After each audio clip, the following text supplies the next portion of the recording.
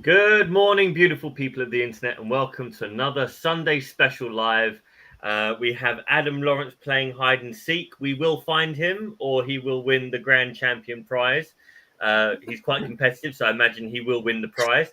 But without him here, we have the lovely Helen Chorley, the awesome Piotr Rusinek, and of course, Sassy Self, me, Jay Howard. I'm not sure what we're talking about, but I think we mentioned earlier on that there's a whole heap of property awards coming up. Like a whole heap. We've got the not award even just the season property awards, started. we've got shows that you can join on. So Helen, do you want to kick it off with that stuff? Yeah, we're starting this Friday. It's the Women in Construction Awards. It's the inaugural one, set up by kind of design and build Michaela Wayne, that was on The Apprentice, and her wonderful team. Gosh, they are real kick-ass team. So we've got 3 Property Sisters tables there. You've got an Auction Buyers Club table there. There's a PIP table there. It's going to be such a good night. And I wrote a post. In fact, I was telling my friend, I've got a friend visiting at the moment, I was telling her about the judging awards going through. I judged the female business owner category, and even telling her and talking about it, I got emotional, like telling her about it. I wrote this post because I was just blown away by like the challenges and the things that these women have overcome to start and grow these businesses. So that is going to be an awesome night. I bought a new posh frock yesterday. It's like, I'm not going to tell you, but it's like, I've got it hung up on my wardrobe and I just walk past it every day and it makes me happy when I look at it. So you'll see that on Friday. So yeah, we've got that. And then the end of September, we've got the HMO Awards, and I will be presenting the ceremony.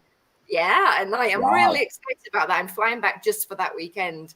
So I'm going to be presenting that. And actually, I'm really excited because any Property Sisters that are watching will know, like when we used to have our weekly meetings during lockdown, and we'd do a bit of, education, or somebody would talk about a project they were doing. But I was always like, can we get to the good bit? Can we get to the good bit? I'm like, right, wins of the week. Who's got a win? And I just love hearing like people's wins. And there's, we always used to say to them, there's no win too small. If your win of the week is, I got through the week and didn't kill anybody, like stick your hand up and share that. That's frequently one of my wins. Yeah, I think the awards things is like really amazing because there are 2 types of awards, I guess. The ones that you kind of pay for to get them, and then the ones that really gets you excited in making things happen, innovating, and like even if you don't win the awards, like just playing the game is really kind of fun, and it makes you create really good things. So it's always inspiring as well to hear about other people, like you say, female business owners and all the other things. It just gets you inspired. So that's why we It go. really does.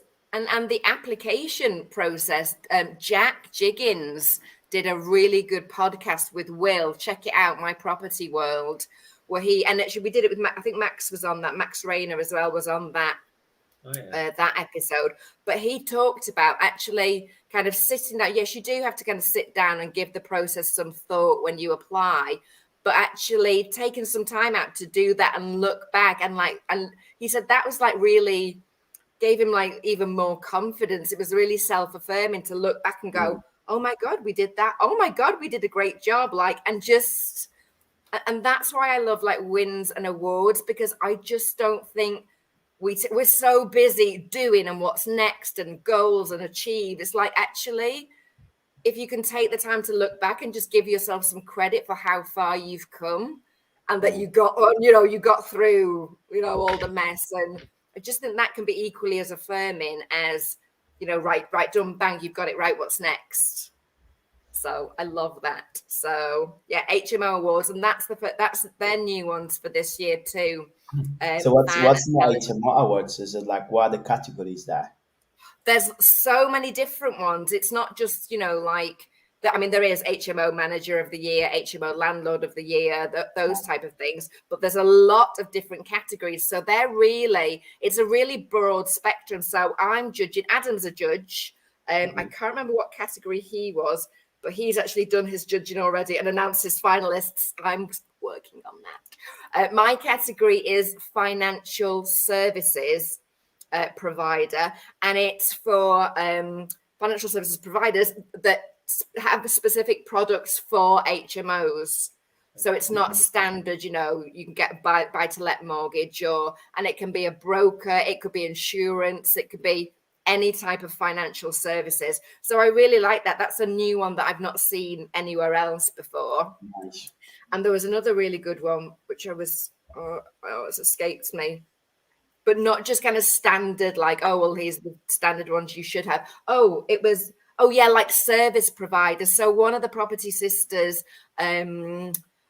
Jane Scroggs, that does she has her Beam virtual assistance company. She's been nominated for that because it's a support service to HMOs. She's got, loads of happy clients. If you need a VA, go and check out Beam. Jane's lovely.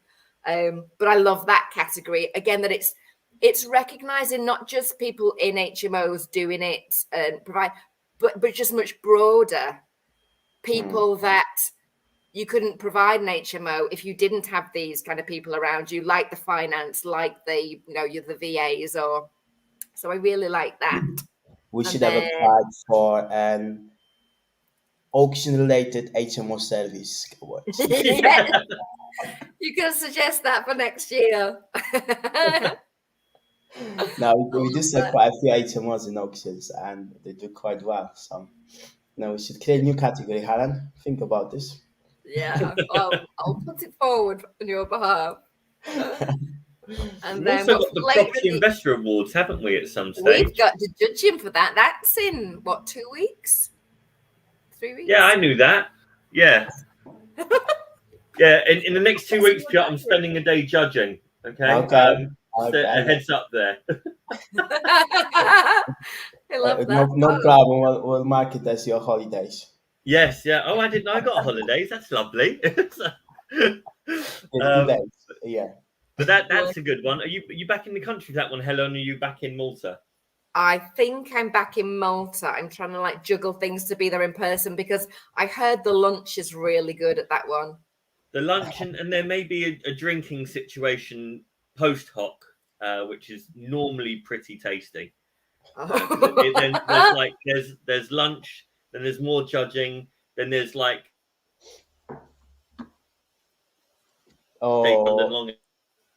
little bit spicy in the evening. We lost you for a minute, Jay. No. We lost you at the crucial point. Good event. It's it's not just the judging, it's the stuff that goes with it. And being there. I think.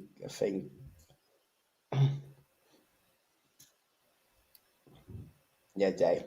Got the Minecraft version of you again. I think your wife might be downloading a movie or something. Anyway, Property Investor Awards. Yeah, we've got the judging for that. Yeah, in a couple of weeks' time. And it sounds like we lost him. Oh, he's back. Okay. Oops. Oh, this is you are participating in the hide and seek game, aren't you, with Adam? Yeah. I've got to try and win something. So it sounds like I'm going to be in the country then for a bit longer in September. Can you make sure the weather's nice though, please? I think it's been pretty nice all this time. Like my sister came here from London, came to Lisbon for 2 weeks, and probably the weather in London was better for those 2 weeks than in Lisbon. Even though in Lisbon was nice, but it's always a little chilly, and London was full on. So wow. If you could stretch that to mid-September for me, that would be wonderful. Nice. And then I think there's got to be awards. Like a new season of Elevator or something like that coming up, hasn't there, Helen? There's got to be some. Yeah, that's what I'm back for as well. So I fly back. Yeah, I fly back for the Women in Construction Awards on Friday, but the week after is Series 5. Can you believe we're on Series 5? I mean, I wasn't in the first one, so technically it's just the last 4 that have been great. It's the only real 4 seasons anyone's been watching, really, isn't it? Yes. Mm. So so we've got 3 days, and don't get me wrong, like I love it. We have such a good giggle.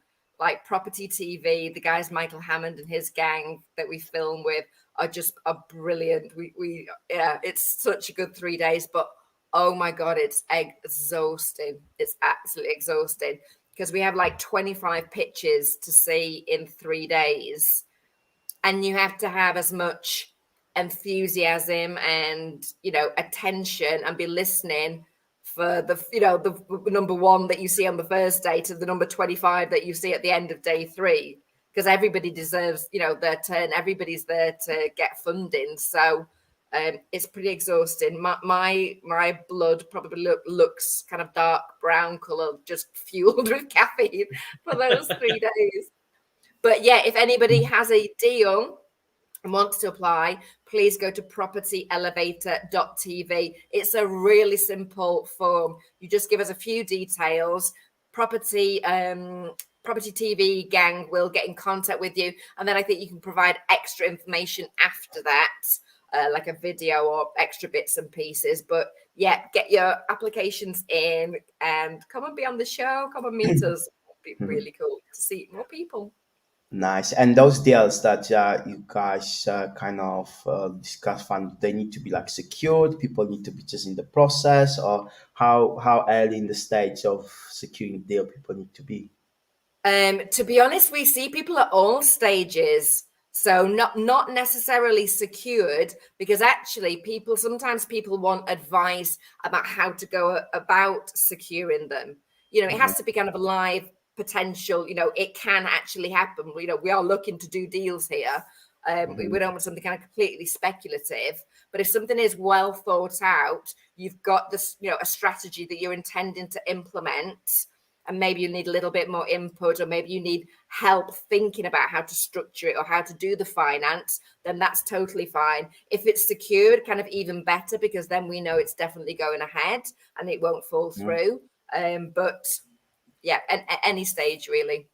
And how early from the kind of show recording to the show, the actual release of the show it is? Because if someone discussing a deal that's kind of potential, what's the kind of time lag?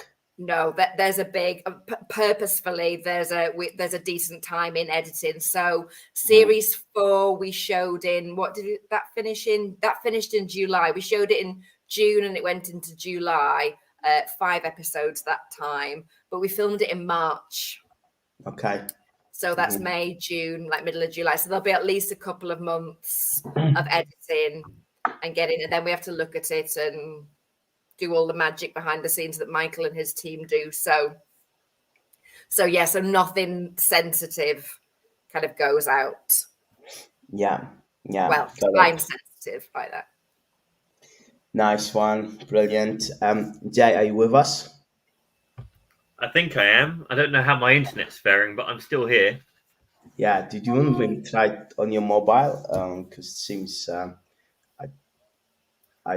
it seems like you dropped off. I'll be back in a second. Yeah. Nice. Oh my god, Piotr, this is like complete like power trip. Me and you are on control. Nice. So we got the British-based people have. Yeah, this is just international. We love it. I love it. Nice. Now Joe will be back, and it's good to have him in like full flow. And yes. What have you been up to lately? Well, we've been kind of quite busy with the auction buyers clubs because people were doing a lot of deals in the recent few weeks. We did a deal ourselves. We're talking about that industrial deal. There we go. Cool. Jay. Can you hear me? Yes. Oh, yeah. Loud and clear. He's back. Wow, what a difference. It's brilliant. Yeah, I was just telling Helen what we're busy with, the auction buyers clubs and deals within that club, and also our Bristol deal. And you went to see that on Friday, right? Oh yeah, this was brilliant. So it happened to be on the same day as Partners in Property Bristol. So kind of I met up with Ed. We went there. We arranged for a structural surveyor to be there to meet us. We arranged for the three tenants to meet us there. The first tenant, it's probably the larger single-story unit that's probably on the estate, let alone in the three that we bought.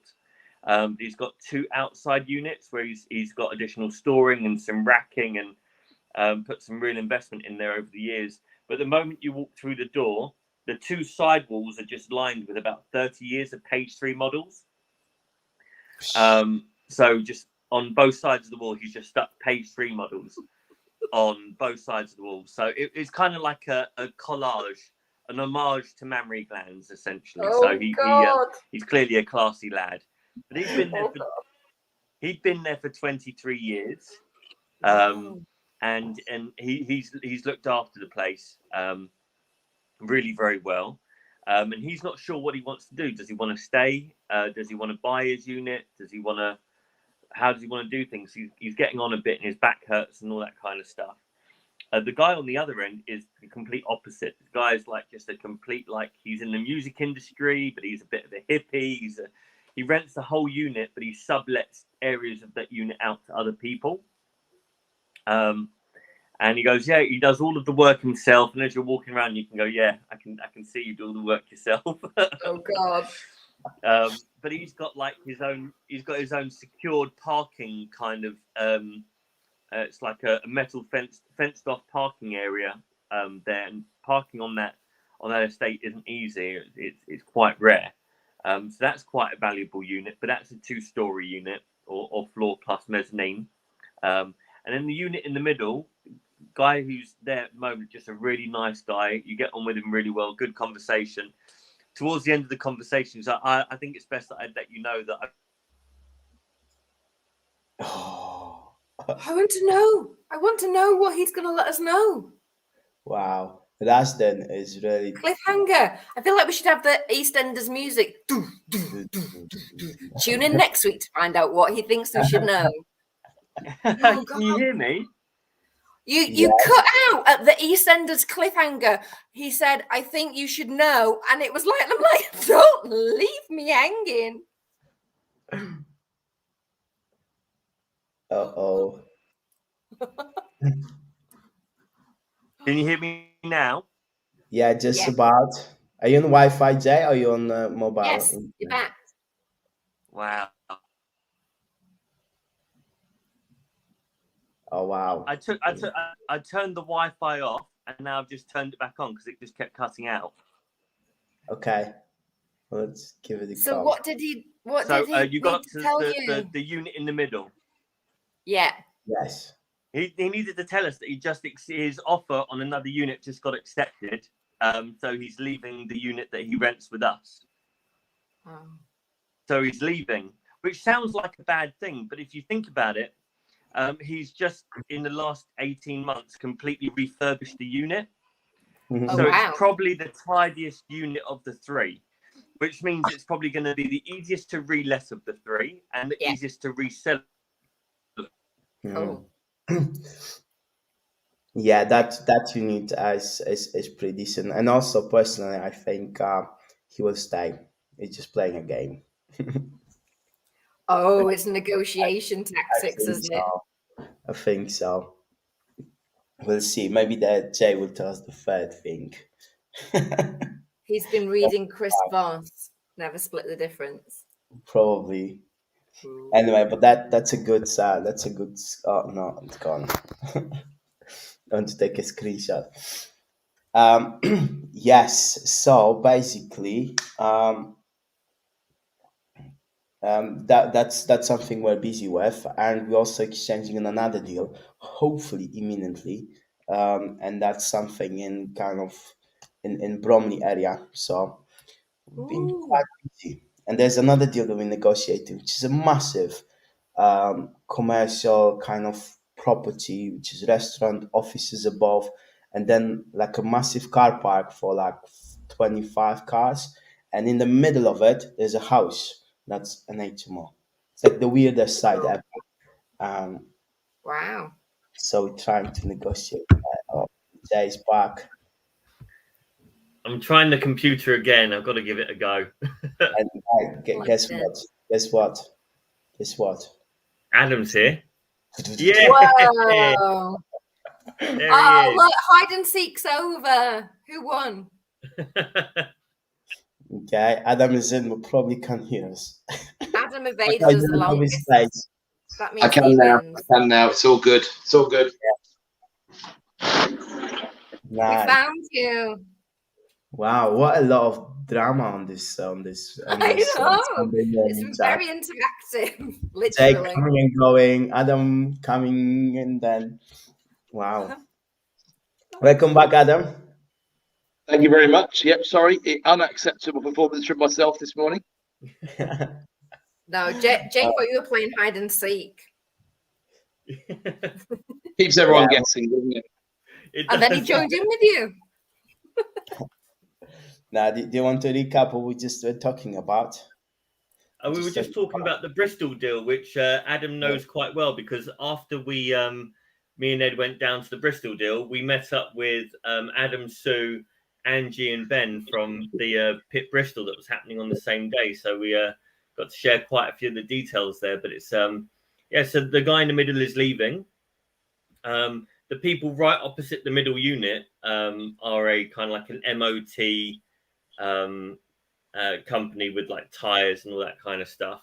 And they're desperately looking for another unit. And if they take our middle unit, either to rent or to buy, they kind of monopolize an extra, what would be maybe another 6 parking spaces that they don't have available at the moment. So it's going to be massively beneficial to their business. So we complete in 5 weeks or 4.5 weeks-ish, something like that. So almost as soon as we complete, I'll be heading back up there again, and we'll start negotiating things with them. It's a really cool little investment. It shouldn't take us too long to really unwrap the value and then either double the rents, because the pound per square foot value in the area is between £9 and £11, and it's currently let out on a £5 per square foot value. So massively underlet. And on a unit by unit basis, I think if we had to title split and sell the 3 off individually, I think that would generate a really, really healthy return. Enough for us to probably do Malta again. I don't know. I think Will Mallard has mentioned it once or twice. I think we might be able to drag Mr. Lawrence out on a business trip of great import, of course. So no, that's true. I was smiling because on the way back after we'd had dinner and stuff, Jay, I was talking with Sue and she was explaining about this deal that she's recently done with a joint venture partner. And she said, when we remortgage it, we should get all our money back out. So I said, well, Sue, I think you'll find that means you bought it BMV. So can you just concede that, please? And it went very quiet in the car for about what felt like 10 minutes, which was in reality about 10 seconds, as you know.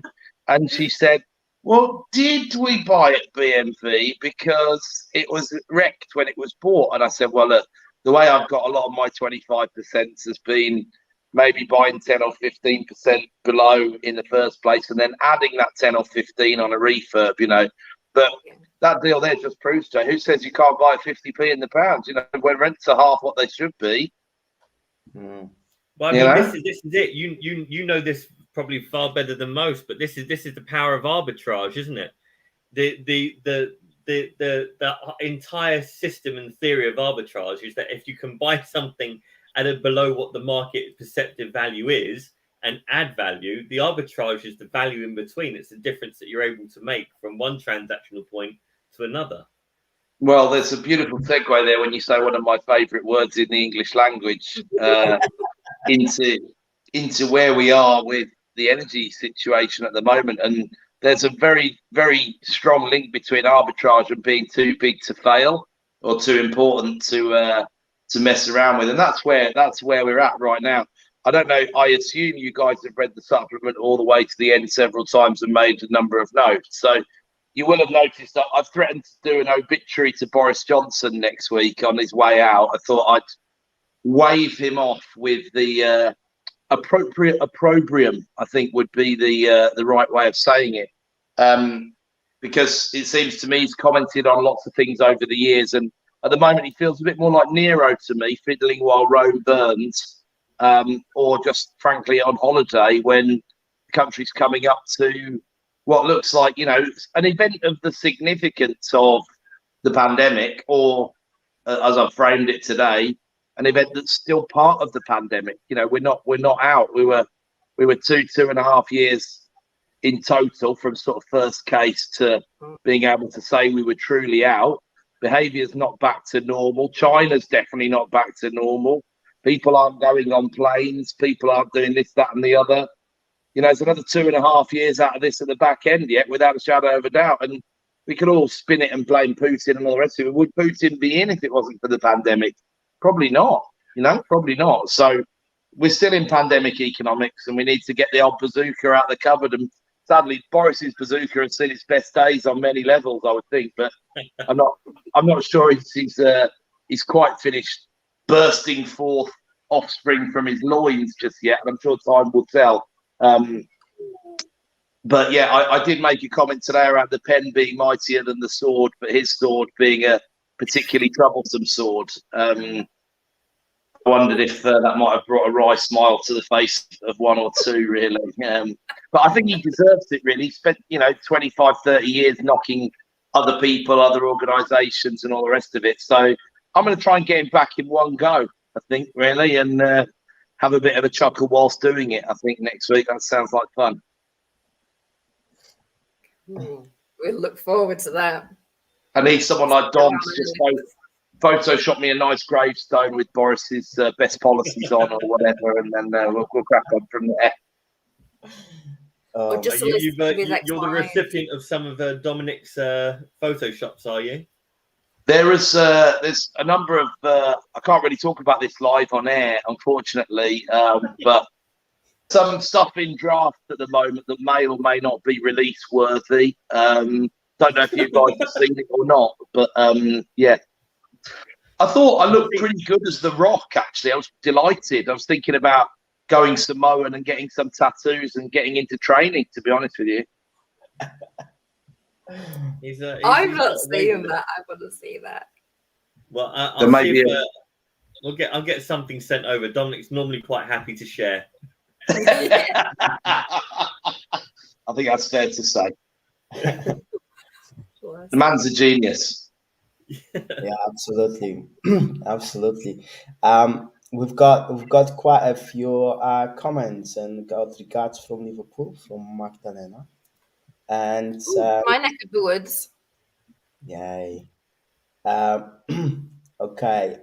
Nicoletta is saying if I check my messenger. I do. There's no message from you, Nicoletta. Cool. Ed wants to be invited to Malta now. Jay, what do you think? I mean, it means someone who came last year is going to have to lose their place. We're going to have to do like a battle royale. If they want to come again, they have to fight their way in. We have to do a committee meeting and decide that. But I think you're in that top position as a joint venture partner. I think that's their way of saying you need to bring another deal to the table, Ed, and then they'll think about it. At least as good, 50% below market rent. Yeah, none of this 60p in the pound nonsense. We want, we want 45 minus, please. Dominic is requesting an review of a PIP calendar. I'm sorry, Dom. Obviously, I was being too cryptic. That's exactly what I'm talking about. I have reviewed it, and as I say, it's remaining in draft for consideration of other people who are more serious than I am, because I in these situations, I don't want to fall out with my business partners. But yeah, it's pretty good, mate. It's pretty good. I thought Xmas was particularly special, but I'm really that's proper. That's what I'm going to look like on Friday. I'm not joking. That's literally what I'm going to look like on Friday night. Fairy princess. Actually, I don't have wings. I did say to my friend yesterday, maybe I should get some wings. I've gone full on fairy glitter princess. It's really not dissimilar to December. Well, there we go. Dom the soothsayer, they call him. I have to say, I fancy a bit of February. That's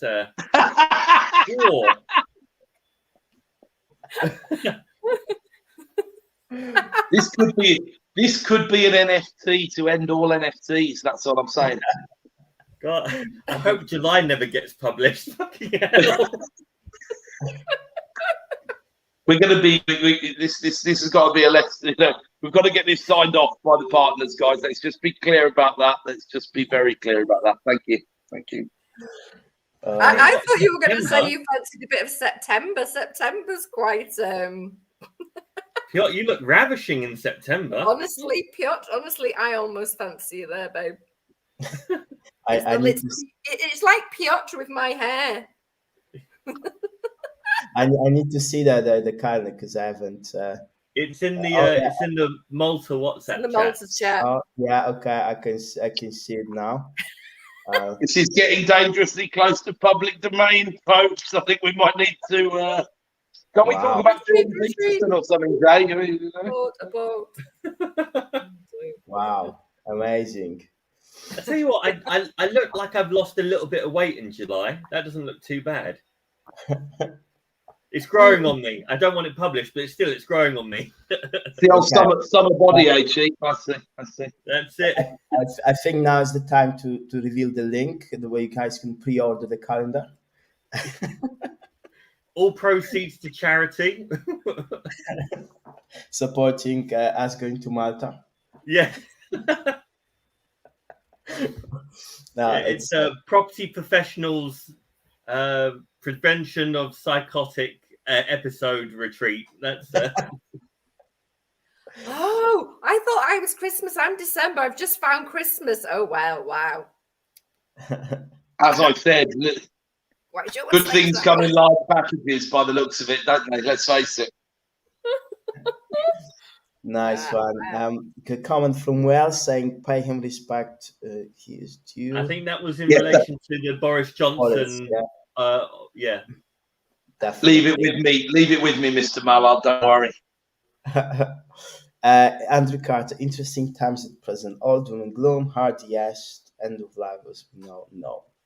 I couldn't agree more. I pretty much said the same. I've written an article after Jay tipped me off that it was coming. For Property Investor News for September, and there's a bit of what to be doing now, prepping yourself for the recession. There's a bit of what to be doing during, and then there's a bit of sensibility around. Let's just revise a few things. Will we still be living in houses after whatever's about to happen happens? Or we will, won't we? Are we magically going to be building enough of these things or incentivizing landlords as the wonderful bastions of society that they are?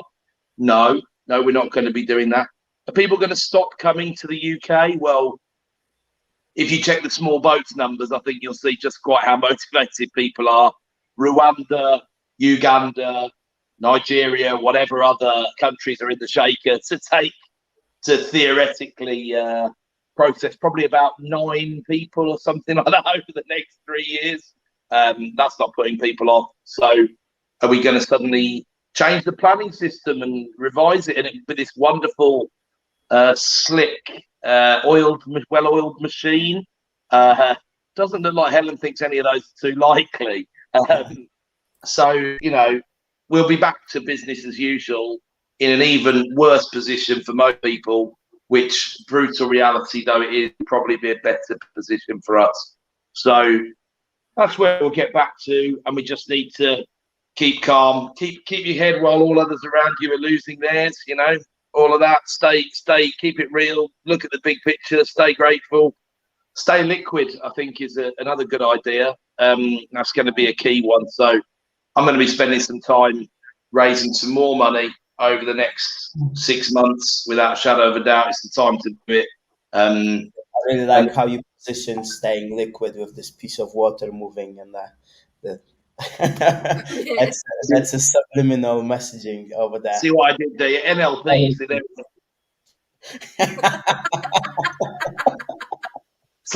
It's like one of Helen's shark pens or whatever that's just looming in the background, subtly tucked behind her ear or something like that. As you know, I'm a master practitioner, or maybe just a master practice. I don't know, but one or the other. One or the other.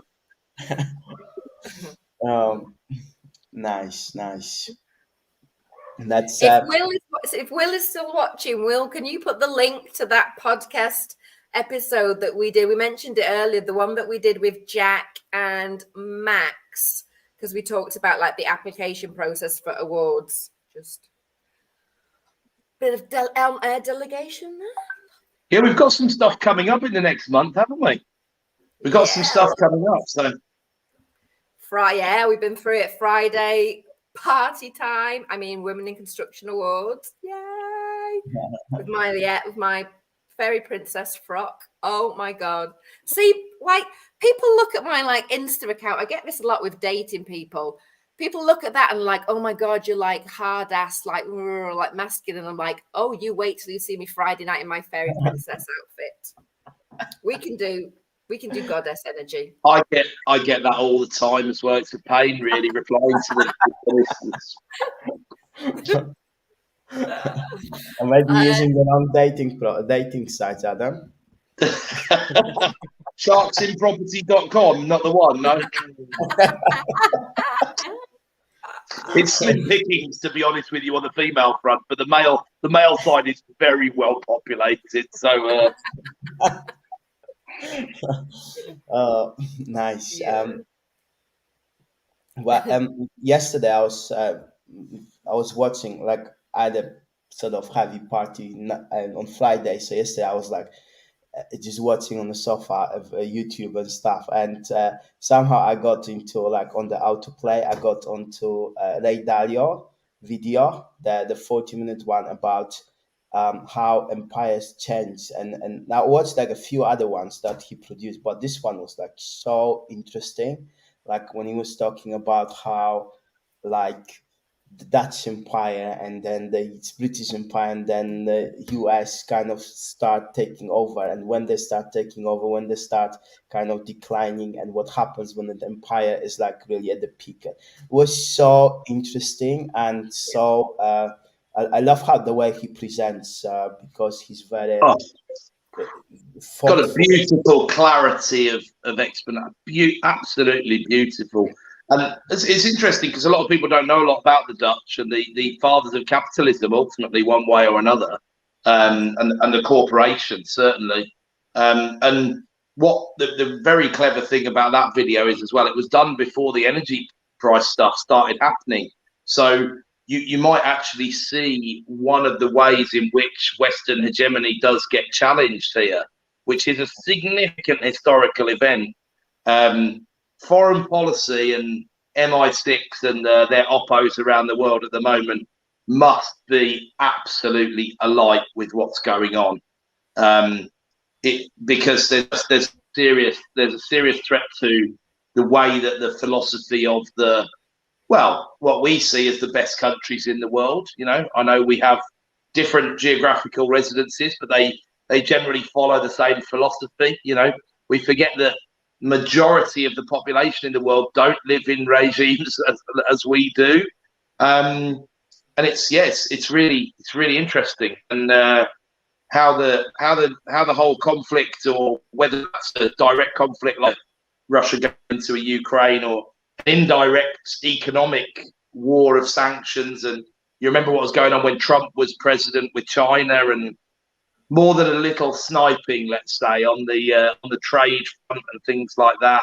You know, this is the economy's the battleground these days. Yeah, Russia are doing it the old-fashioned way, or trying to, but the economy's the battleground, and the internet and the blockchain probably is the battleground. You know, and it's truly fascinating times. But I think, go back to Andrew's comment, is it the end of the world or whatever? I mean, I always hold on to someone who told me lots of stories about the 1970s and what people would say, and there would be common discussions about, well, none of us will need to work anymore because energy will be free thanks to nuclear power. That was one.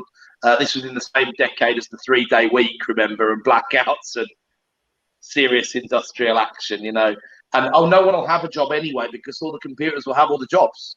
And they've all got all the jobs. So, the employment market hasn't been this strong for decades and decades and decades. And obviously we've got more tech and more robots and more computers than we've ever had, So you just need to put these conversations into context, nod your head sometimes and just leave it at that, I think.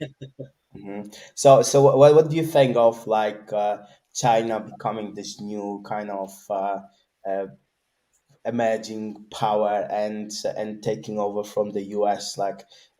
You think that's possible? You think that's like a 10, 15, 100-year kind of timeline of this happening possibly, or will this ever happen? I don't know how they get over the capital controls piece. That's what I struggle with. When you obviously a lot of that Dalio video is about global reserve currencies and strategic advantage that having the global reserve currency gives you. Now, It would be difficult for the yuan to be the global reserve currency when they don't want it to leave China, generally speaking. So, 2.7% of the world's transactions are done in yuan, which is quite a lot less than the percentage of the world that are in China right now, and quite a lot less than, there's more Chinese transactions carried out in dollars than there are in yuan. And I don't know how they square that circle. This is a regime that is going to, by the looks of it, still employ zero COVID policy into the middle of next year. So they seem to want to move at the rate of nothing. And I don't know how the rest of the world comes on board with that. They're trying to more directly, own trade routes and things like that. The Americans were very clever what they did after World War II, the Marshall Plan, investments. There's a fantastic book called Confessions of an Economic Hitman, right? A guy called John, can't remember his second name. It's a great book, well worth looking up. And it talks about basically they would go to countries and offer to make sure they had electricity, for example. And all it would be is a helpful little loan from the Americans. And what they got in return was just damn near control of revenue streams for the next 50 and 100 years and things like that. I mean, they're very, very clever in the way that they did it. And I just think the Chinese way is a little more, it's a little less subtle, it's a little less nuanced. And I don't know that there's the expansive thinking to see how would India feel about that conversation. For example, there's a lot of tension in Asia. There's a lot of big swinging, what's very, very close to each other. And lots of history that makes it a lot more turbulent than Europe. Obviously the US has a fantastic geographical position in terms of a very benign neighbour towards its north, and a pretty lively but ultimately subservient neighbour to its south, who would never even consider being any kind of militaristic threat or not doing anything other than playing ball. So can China replicate that? I don't see how, really, to be honest with you. So I'm not saying no, but the yuan, I don't believe will ever be the world's currency. What about if there was no yuan wouldn't have to be the currency, it would be some newly created blockchain type digital currency that's adopted by a lot of nations. Yeah, I've seen a lot of chat. I've seen a lot of chat about that, a gold-backed, central bank digital currency. Brazil, India, Russia, China at the head of it, sort of thing. But I don't know how you square that with the capital controls philosophy of the CCP either. And if because it just seems to me it would be a very easy way for money to flow out of China. Whereas the proposition has been, we'll do it the sort of capitalist model, and you can have all this money, but it stays in China. So when that floodgate gets lifted, can you imagine what sort of exodus there would be of capital? I mean, you're talking tens of trillions, in my opinion, because there are some very, very wealthy people and very wealthy families in China. There's no two ways about it. Who would love to get their assets somewhere else? Absolutely love to. So how does that? Maybe there's an answer to that, Piotr, and I don't understand that well enough, but I don't know what the answer is.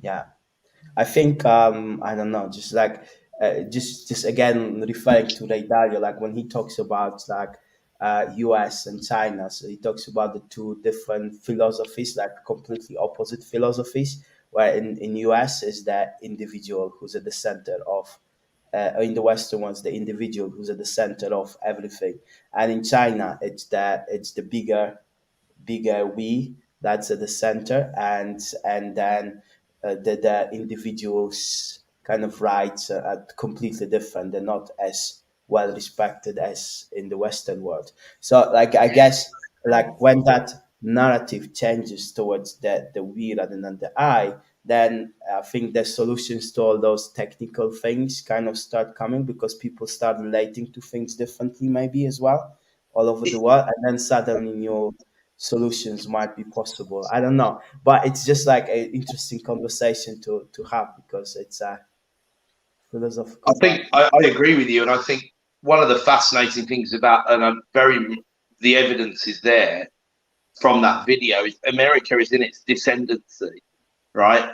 Who's taking over? Well, there's plenty of hats in the ring, actually. And yeah, China look the obvious one right now. But the EU wouldn't mind having their hat in the ring on that, I'm pretty sure, so doesn't look likely at the moment with their debt structure and all their problems that haven't been sorted over the past 10 or 15 years. But extremely powerful group of nations, a lot more population than the US. Does the euro become the world's reserve currency? They've got some work to do if they were going to get there, but it's not out of the question. It's not out of the question. I mean, look at, the Japanese situation is interesting. They would need some. Why did Japan not kick on when they were in the second place? Partially because of, I believe, some of their ideology and attitude. And if China doesn't change its, I don't know, do people, I just can't get my head around the idea that being less free is a good idea. And I don't think that's just because I was raised in the West. I think we're going to get into like full philosophical discussion here, I think, aren't we? We can mention some appropriate philosophers and then perhaps a bit of a segue into Peterson potentially. But I think if you look at the moral philosophers, if you look at reasons for being, what we question, what we don't question sometimes, but it's an interesting discussion. The human being wants to be, at least feel like they're making their own decisions, and we can go into free will and determinism. We can go. This is like the history of philosophy, Helen. This is like a bad dream. This is. I feel like I'm in. I feel like I'm in the PPE shoot all over again. Yeah. The JCR is calling. I was probably playing pinball at the time rather than having this discussion on Twitter. But yeah, I don't really believe that. I believe that you can be cultured into stuff, and I believe that you can be almost bullied and misinformed. But a culture that doesn't allow people to go on the internet without significant regulation, that dam breaks somewhere, somehow, because Anonymous or Elon Musk or whoever breaks it. And that won't be controllable within the next 15 years. And then what happens then?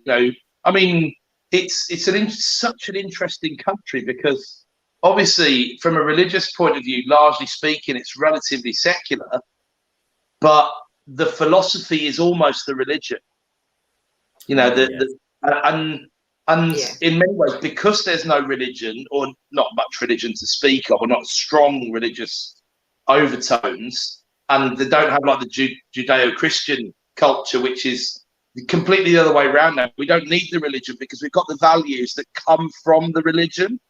So, and that's been not the death of the church, because they're still a pretty big landlord if you look it up. But it's been the wane of the church over time, because people don't need it to fill that. We often, nearly all human beings have that void, which is purpose or guidance or whatever it is, and some people fill that with. Some people fill it with personal development stuff. Some people fill it with basic rules from the Bible, the Quran, Torah, and a whole number of other religious texts. Some people fill it by supporting a football team. I liken these things to a similar. There are people who are nearly religious zealots about football teams that they have no real influence over, They don't mean anything to the team, but the team means everything to them. It's a very strange relationship when you think about it. But I don't know. I don't see how. It's probably my Western bias, just not seeing how that circle gets squared. But then, of course, China have changed. When they changed their attitude towards the economy and guarded capitalism or whatever you want to call it, that was a massive change. Massive change, wasn't it? And it's done incredibly good things for them. Capitalism has all these flaws that you blame the utility companies for, blame the shareholders for not sorting out the sewage problems or whatever. But in reality, I'm not sure we'd be doing better if we were under public ownership, especially when we've been through a time of austerity. And if you go back to British Rail as a pretty classic example of how, or British Airways, or you could list an absolute raft. People have rose-tinted specs and they only remember what's happening at the moment, right? So the market works well, that just the regulators need teeth. And when the incumbent party don't give a damn about regulation and they don't really like regulation at all, unsurprisingly, the regulators have got no teeth. Ofgem and Ofwat need one of the largest kicks up the you-know-where that you've ever seen, right? I would be absolutely mullering them. They would be in Downing Street and they would be leaving cap in hand, finding a new job, right? But that's not the guidance they're getting from central government, because the Conservatives believe in very light touch regulation. And really, you want to get 90% of the benefits of capitalism and 10% of the. Look at the NHS. You wouldn't have the NHS if you followed solely free market principles, right? And it's got its problems, but under many metrics and measurements, it's a fantastic healthcare service that stands up against pretty much anything in the world. Not if you earn $1 million plus a year, because sure, go to the States, because you'll be able to afford better, because that's how the free market works and the cream will rise to the top. But I'm talking from a countrywide perspective. If you believe you judge the country's performance by how it treats its poor, which I think is a pretty fair metric, then America's not a great country. It's not a great country, and Britain is a great country.